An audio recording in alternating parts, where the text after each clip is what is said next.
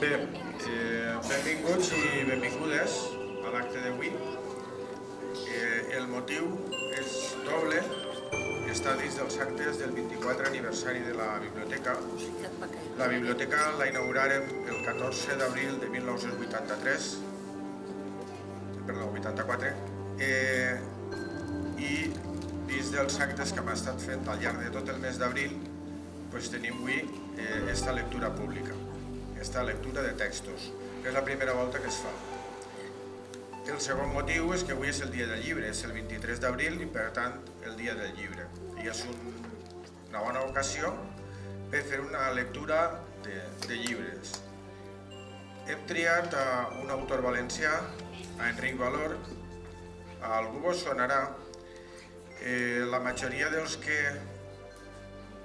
ens ensenyarem fora de l'escola a llegir en valencià ho farem en textos d'Enric Valor. I molta gent que avui en dia es comença a llegir en valencià es comença en textos d'Enric Valor. Vos sonarà també perquè hi ha un carrer a Polinyà que es diu Aixina, un carrer que l'Ajuntament va dedicar per unanimitat ja fa temps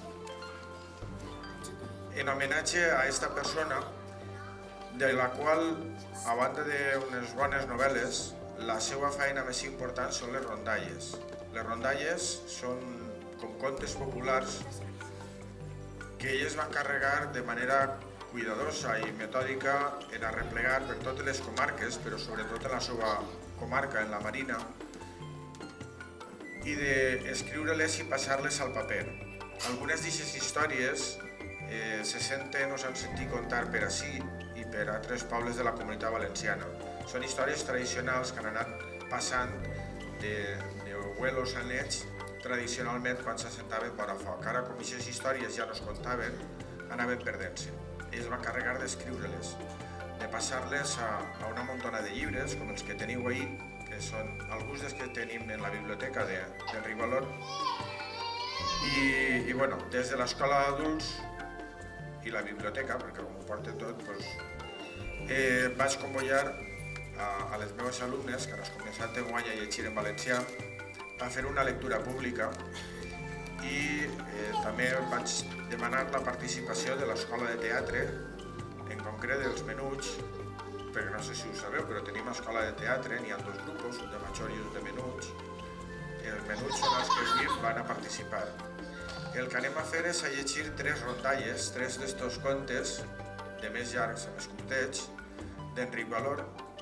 Així en la pantalla anirà apareguent el títol de les rondalles.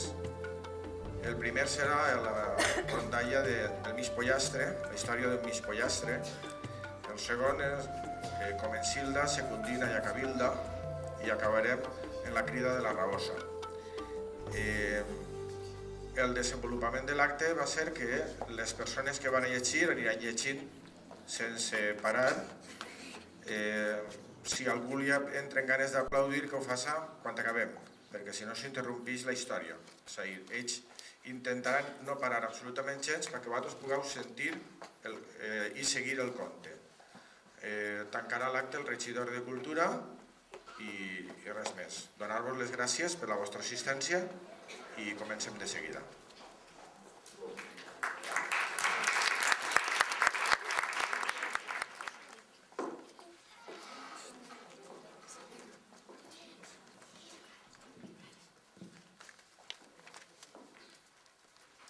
Açò va anar i era un mas on vivia un vell matrimoni sense fills, que es dedicava a la cria d'aviram, gallines blanques i negres, descomunals gramatols, estobades i lloques.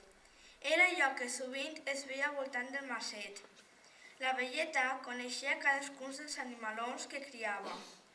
Un dia de maig va eixir la velleta a donar-los en l'era uns grapats de dacsa i una bona pasterada de segó cuit, com solia fer cada dia a mateixa hora. Puy, puy, puy, va cridar. I heus ací que la va sorprendre. Hi havia un mig pollastre molt vistós i afinat, que no s'arrimava al tropell que formaven tots els altres. «Què fas tu que no menges?», s'estranya la vella mentre que l'auxiava cap al tropell. Però el mig pollastre va fer coc, coc, molt enraonat, i encara es va separar més dels seus consellers. «Ja sap quin pollastre és?», va demanar-se a si mateix la dona. «Aquest animalet no és meu, era de veres, no l'havia vist mai abans». Li va haver de donar que menjar a banda i després va preguntar en les mares dels voltants si se'ls havia perdut algun pollastre a mitjan fer. Ni poll hi ha, ni pollastre encara, és a dir, el que allí solen anomenar un mig pollastre. I ningú no li va saber donar raó. El mig pollastre va passar així algunes setmanes, buscant-se-la ell tot sols quan tenia fam. Un matí, a la punta de l'era, es va posar a gratar un petit femet. Gratant i furgant, la seva poteta tragué a relluir un bocí de metall. Amb el bec l'espolsà una miqueta. Aleshores va veure que es tractava d'un diner. «Quiquiriquic», va cantar alçant la cresta tot quan podia. «Jo sóc un mig pollastrer que gratant un femeret m'he trobat un dineret». I sense més ni més, es ficà la moneda en el seu papet. Diu adeu al macet i cap a la corça dit. Tirà-se endavant i vinga de fer camí cap a cal rei. De tant en tant soltava un sorollós quiquiriquic i cantava la següent cançó. «Vaig a casar-me amb la filla del rei, i sóc més ric que no ell, que gratant un femeret m'he trobat un dineret». En això arriba uns plans tapats de bosc i herbassars i topa amb el riu, el qual, només que el veu, li pregunta: «On vas, mig pollastre?» «Vaig a casar-me amb la filla que no ell, que gratant un femeret m'he trobat un dineret», li contesta cantant el mig pollastre. «Això si jo et deixe passar», fa el riu amb la seva veuota. «Entra pel meu bec», li mana el mig pollastre i, zum, comença a engolir aigua, vinga d'engolir-ne, i ja té tot el riu dins la panxa. Saltant i botant continua el seu camí fins que va topar amb una massa que només feia que pegar massades. «On vas, mig pollastre?», ell va respondre. «Vaig a casar-me amb la filla del rei», i la resta de la cançó. «Això si jo et deixe passar», li adverteix la massa, «perquè menen intencions d'esclafar-te d'un colp». Entra pel meu bec i allà tens la massa que fa per l'aire. Zum, i desapareix per bec de l'animal. I ell vinga de cantar i vinga de fer camí cap a la porta. Pronte arriba un espès alcinar i d'un cau li guix la rabosa, els ulls de la qual rellampeguen de tan bona berenar que se li presentava. «On vas tu per ací?», li pregunta al temps que abria la boca per menjar-se'l. «Vaig a casar-me amb la filla del rei, pues soc més ric que no ella», fa el mig pollastre i ella l'interromp. «Això serà si jo el deixe passar i no el pega un mos.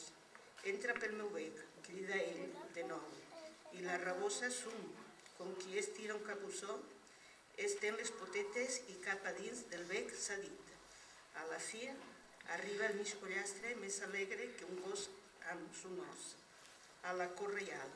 I a cal rei de seguida res no se li coneixia del molt que portava dins. D'una revolada s'enfila damunt del reixat, que té la gran porta principal. «Quiquiriquic, vaig a casar-me amb la filla del rei, pues soc més ric que no ell, que gratant un femeret m'ha trobat un dineret». El rei, que s'estava passant a la porta, el sent i s'omple d'indignació. «Mireu el mig pollastre», crida la guàrdia. «Agafeu-lo i tanqueu-lo en el corral dels pollastres gramantols, i ells, tan grandots i arrogants, el mataran de seguida». El pobre mig pollastre no va tenir escapatòria. Un soldat me l'agafà per fi, i de cap al corral.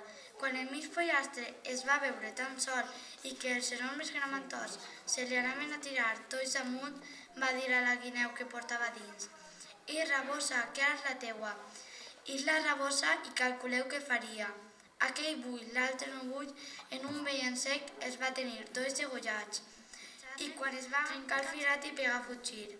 El mig pollastre, a qui la rabosa no havia fet cap mal, per respecte que li feia, se'n va eixir del mateix forat. I passejant, molt ufanós pels horts del rei, torna a plantar-se damunt del reixat de la porta principal. Quiquiriquí, vaig a casar-me amb la filla del rei.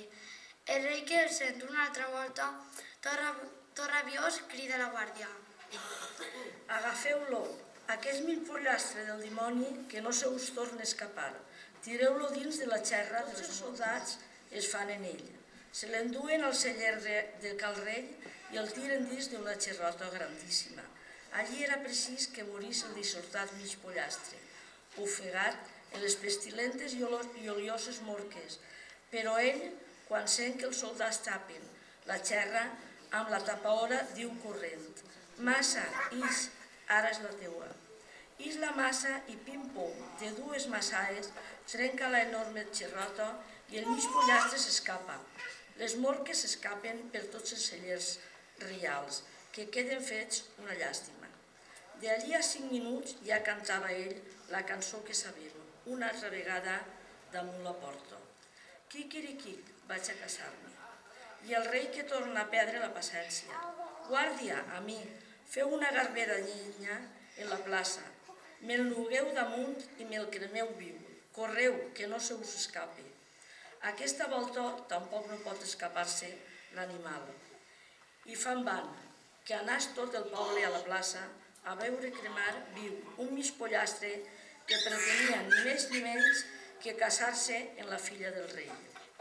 Ell, nugat, ja anava sentint els comentaris de la gent que es congregava al voltant de la garbera. Ben bé que se li està el nostre rei. Diu que diuen que deia que anava dient és més ric que el nostre monarca. Com s'anava a casar amb la filla del rei un animalau així, que quasi no se li veuen els esperons.